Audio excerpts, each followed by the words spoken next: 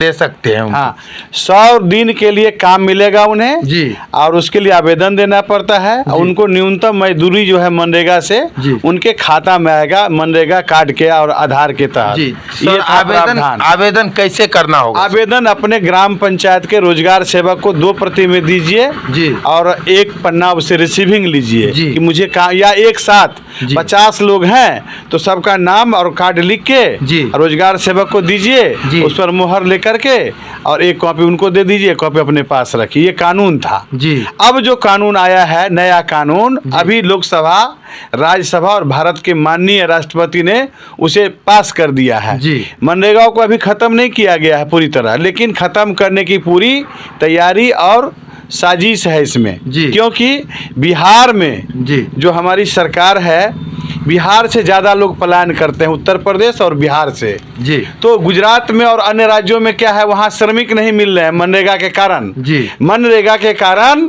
देश में जो पलायन था वो रुका है, बंधुआ मजदूरी और अन्य काम उससे कमी हुआ है, लोगों में खुशहाली लौटा है। इसी कानून को ख़त्म करने की पूरी साजिश है क्योंकि 20 वर्षों में इससे गांव में ज़्यादा विकास हुआ, पानी का साधन, जंगल, ज़मीन, सड़कें, पुल पुलिया, कई चीज़ इससे बना गया जो बड़ी ही महत्वपूर्ण है जी।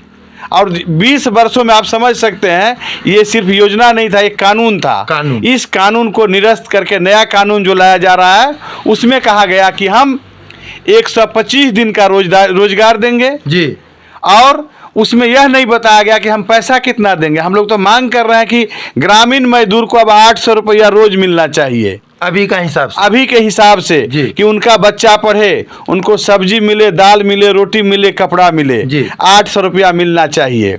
अभी कितना सरकार, अभी पहले का जो 255 रुपया था सर, अभी कितना सरकार घोषित किया इन बातों को कि नहीं किया? अभी कोई घोषणा नहीं किया नए कानून में जी। और सारा उसमें क्या था, पहले ग्राम पंचायत को निर्भर था, 1 करोड़ रुपया, 2 करोड़ मनरेगा सा रहा था सभी पंचायत में जी। अब क्या किया, वो पहले केंद्र प्रायोजित था सारा पैसा, GST के कारण सारा पैसा भारत सरकार को जाता है जी। अब कहा कि बिहार में कानून चलेगा तो 60 रुपया बिहार सरकार, 40 रुपया बिहार सरकार देगी और 60 रुपया केंद्र देगी। तो क्या बिहार को 9 मन तेल होगा, न राधा नाचेगी? मतलब 40 रुपया में होगा नहीं बिहार को। 2,500 करोड़ रुपया प्रति वर्ष जी हर एक स्टेट को खर्च करना पड़ेगा इस कानून में, अब नए कानून में 2,500 करोड़।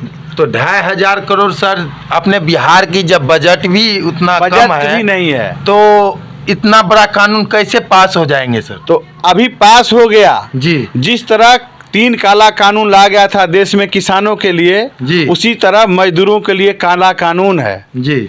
इसमें कोई अच्छा दूसरी बात कह रहा है सरकार की, जो भी काम होगा, अब बंगाल में काम नहीं होने देगा सरकार जी, बिहार में होने देगा तो बिहार को पैसे नहीं होगा जी, असम में पैसा नहीं होगा तो वहाँ काम नहीं होगा, और कहाँ किस जिले में काम होगा ये भारत सरकार तय करेगी, ये ग्राम पंचायत तय नहीं करेगी। अब यानी कि पहले जो आप अपने गांव में कोई भी चीज का मांग करते थे तो वो उपलब्धि हो जाता था, लेकिन अब जो करेंगे वो केंद्र सरकार ही कर, केंद्र सरकार का जो विकेंद्रीकरण था राज्य और केंद्र में, वो विकेंद्रीकरण नहीं रहेगा। भारत सरकार निर्णय लगी कि अब मधेपुर ब्लॉक में काम करना है या नहीं करना है, मधुबनी जिले के कितने ब्लॉक में काम करना है, 399 पंचायत में हमको 20 पंचायत में काम करना है, भारत सरकार बताएगी।